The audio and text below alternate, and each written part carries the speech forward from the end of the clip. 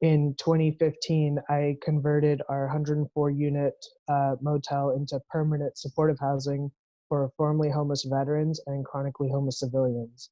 And we've been running ever since, and it's been incredibly successful, not only in our outcomes, but also on a financial basis for our local community. Because in Sonoma County, where we're based, um, the average chronically homeless individual costs our continuum of care, our community, between $80 and $180,000 per person per year to do nothing. That's based on law enforcement interaction, inpatient hospitalization, uh, uses of crisis services, and at the Palms, it costs our local community $13,000 per person per year to house them with all of the robust services that we have on site.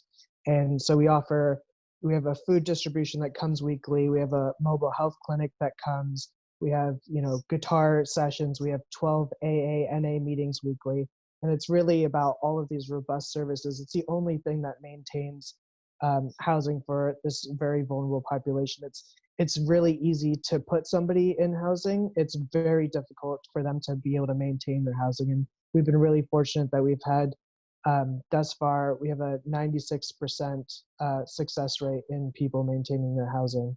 And so around kind of COVID and our current economic situation, specifically in the hospitality industry, hotel owners are hit extremely hard at the moment. And there's been a lot of resources that are now have been allocated with a few different programs from the governor's office with Project Room Key and now Project Home Key, where we have a significant amount of resources. People are realizing that, especially in the Bay Area and in Northern California, it's extremely hard and expensive to build housing, affordable housing, and specifically permanent supportive housing. And they're now realizing that we're able to, if we can take these, using this Palms model of hotel conversions, motel conversions, we're able to very quickly house a very vulnerable population. And so that's been incredible to see that this has really gained support. One of the concerns is that although there is a significant amount of money that's coming down the pipeline for cities and counties to actually purchase properties to convert into permanent supportive housing, the thing that we need to really advocate is for the funding for those supportive services, because that is the only thing that maintains that housing for this vulnerable population.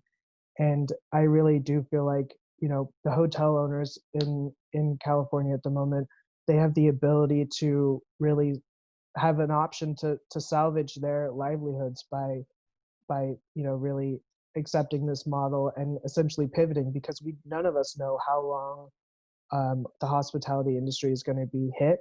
And this is a way for those hotel owners to maintain their business viability and also provide a social good for our most vulnerable population. And so that's why, since doing the Palms model, I've created a consulting company to help replicate this model and explain to other hotel owners, this is a viable option for you. And I think we're really fortunate to have kind of on a statewide level, the political will to help facilitate these conversions.